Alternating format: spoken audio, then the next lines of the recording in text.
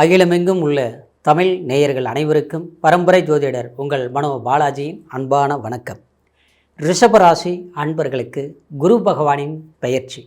இந்த பெயர்ச்சி வரக்கூடிய இந்த ஜூன் மாதம் 1ஆம் தேதி இரவு இந்த பெயர்ச்சி அற்புதமான ஒரு நிகழ்வு ஏற்பட போகுதுங்க. ஏன்னா குரு பகவான் உச்சநிலை அடைய போகிறார். அது உங்களுடைய ராசிக்கு 3ஆம் பாவகத்தில்.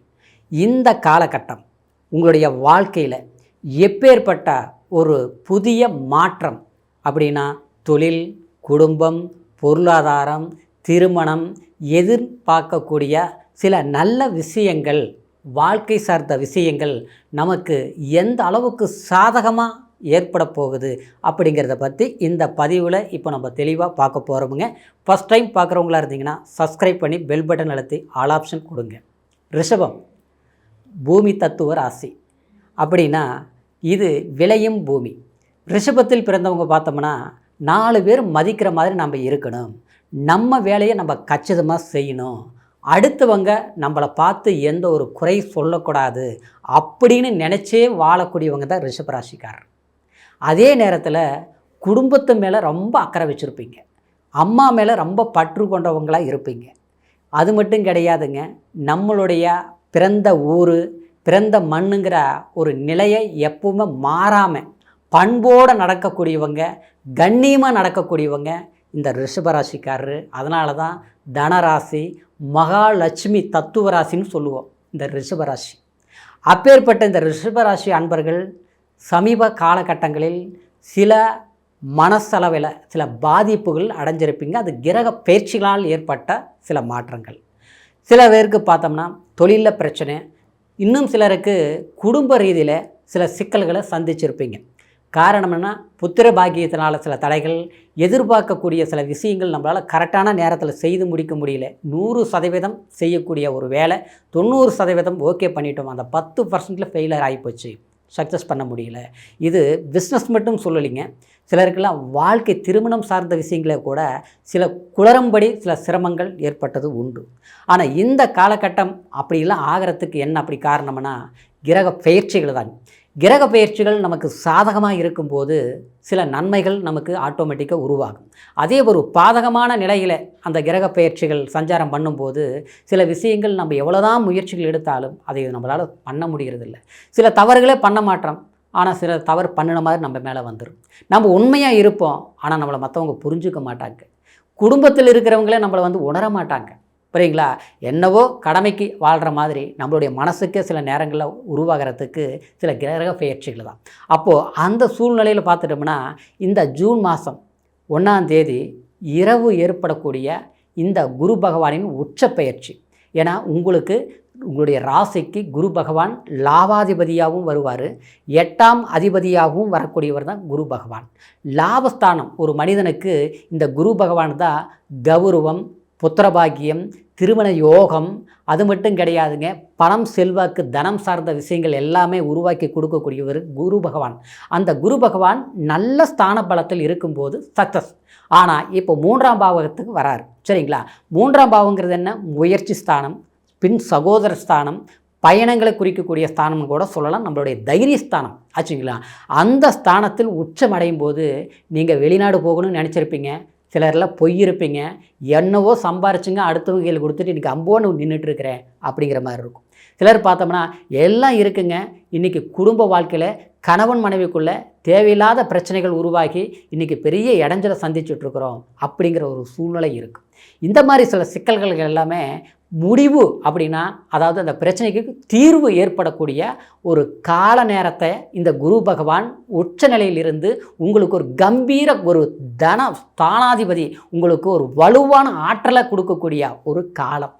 ஏன் இவ்வளோ நம்ம சிறப்பாக சொல்கிறோம் அப்படின்னா, குரு 3ஆம் இடத்துல இருந்து 5ஆம் பார்வையாக உங்களுடைய ராசிக்கு 7ஆம் கலஸ்திரஸ்தானத்தை பார்க்குறாரு ஆச்சுங்களா? அப்போது குடும்ப வாழ்க்கையில் இருந்த சிக்கல்கள் கண்டிப்பாக தீரப்போகுதுங்க. சிலருக்கெல்லாம் டைவர்ஸ் வரைக்கும் போனது கூட சக்ஸஸ் ஆக போதும். ஓகே, பிரச்சனைகள் முடிஞ்சது, நாம் சுமூகமாக போயிட்டோம் அப்படிங்கிற ஒரு நிம்மதி கிடைக்க போகுது. சிலருக்கு வாழ்க்கை பிரிஞ்ச போதும், அதாவது சேர்ந்து வாழவும் முடியல, பிரியவும் முடியல, போராட்டமாக இருக்குது. யாருக்கிட்ட சொல்கிறது, எப்படி பேசுறது, எந்த மாதிரி ஒரு தீர்வு ஏற்படுறதுன்னு புரியாமல் இருக்கும்.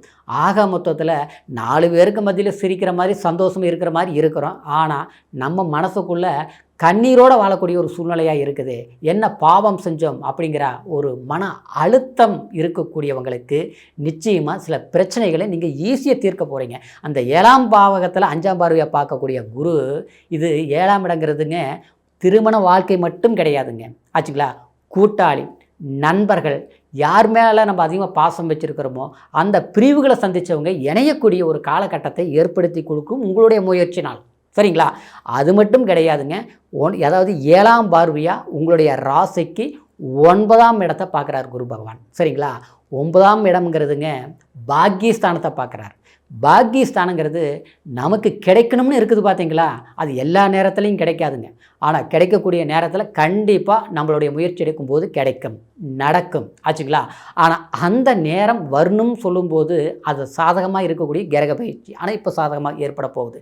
9ஆம் பார்வையாக நினைக்கணும். 9ஆம் இடத்தை 7ஆம் பார்வையை பார்க்கக்கூடிய இந்த குரு பகவானால் கண்டிப்பாக பாக்கியஸ்தான பலத்தை கொடுக்கும். தகப்பன் சொத்து, ஏற்கனவே ஒரு வீடு இருக்குது, ஒரு இடம் இருக்குது, அந்த இடத்துல வீடு கட்டி நம்மளால் இருக்க முடியல, அந்த முயற்சி எடுக்க முடியல, இல்லை அது விற்றுட்டு புதுசாக ஒரு இடத்துக்கு போகலாம்னு நினைக்கிறோம், போராட்டமாக இருக்குது. 10 ரூபா போகிற பொருள் 5 ரூபா கூட வேலை முடிய மாட்டேங்குது. எல்லாம் வராங்க பார்க்குறாங்க, ஆனால் ரேட்டு படிக்க மாட்டேங்குது. ஆக மொத்தத்தில் ஏதாவது ஒரு முயற்சி எடுத்து முடிச்சுட்டு நம்ம உசுப்பான்னு போய் உட்காரலாம் அப்படின்னு நினச்சோம்னா முடியவே மாட்டேங்குது. நாம் அடுத்தவங்களுக்கு ஒரு ஐடியா சொன்னோம்னா ஓகே, அற்புதமாக நடக்குது. ஆனால் நமக்குன்னு ஒரு முயற்சி எடுத்தோம்னா முடிய மாட்டேங்குது.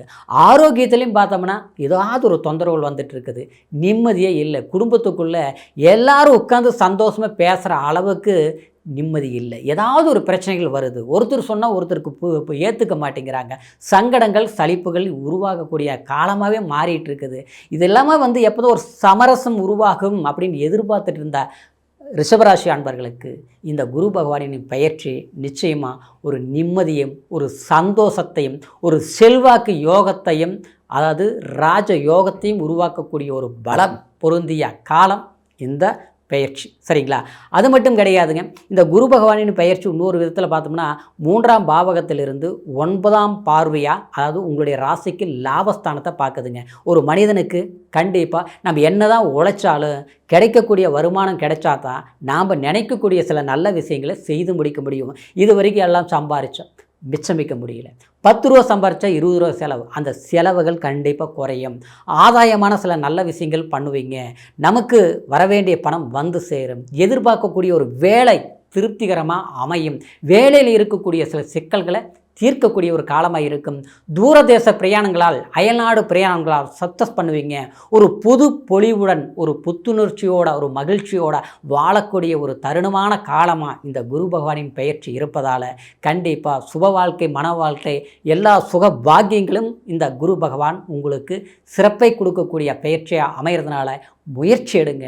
நிச்சயமாக அற்புதமான வளர்ச்சி இருக்கும். நீங்கள் எதிர்பார்க்கக்கூடிய ஒரு திருப்தி இந்த குரு பகவானின் பெயர்ச்சி, அதாவது 2026 ஜூன் மாதம் 1ஆம் தேதியில் இருந்து நிச்சயமாக ஒரு வருட காலமும் பொன்னான பொற்காலமாக இருக்கக்கூடிய காலத்தை சரியாக பயன்படுத்துங்க. இப்போ சொன்ன பலன்கள் கோச்சார அடிப்படையில் நான் சொல்லியிருக்கிறேன்.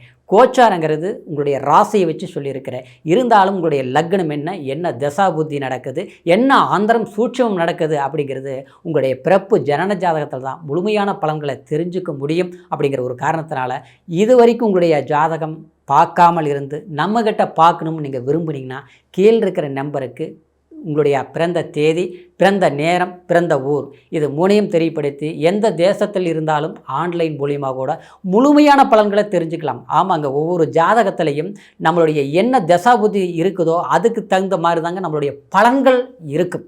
சரிங்களா? சில நேரங்களில் பார்த்தா கடுமையாக உழைப்போம், கடுமையாக முயற்சி எடுப்போம், சிலர் அப்படி உயிருக்கு உயிரப்பாக நேசிப்போம். ஆனால் சில கட்டத்தில் பார்த்தோன்னா அவங்களாலேயே நம்ம பாதிக்கப்படுவோம். அது எல்லாமே நம்மளுடைய நேரம் சாதகமாக இருந்ததுன்னா நமக்கு சில பிரச்சனைகள் ஈஸியாக முடிப்போம். அதே பலவீனமாக இருக்கிற போது தேவையிலே அல்லாத சிக்கல்களை நாமளே சிக்கிக்கிறோம். அதனால் நம்ம நேரத்துக்கு தகுந்த மாதிரியும் காலத்துக்கு தகுந்த மாதிரியும் நம்ம நடந்துக்கணும். அப்படிங்கிறத நம்ம ஜாதகத்தை பார்த்து தான் முடிவு எடுக்கணும். அப்படிங்கிறதுனால உங்களுடைய ஜாதகத்தையும் ஒரு முறை பார்த்துக்குங்க. மீண்டும் அடுத்த பதிவில் உங்களை சந்திக்க வரைக்கும் நன்றி, வணக்கம்.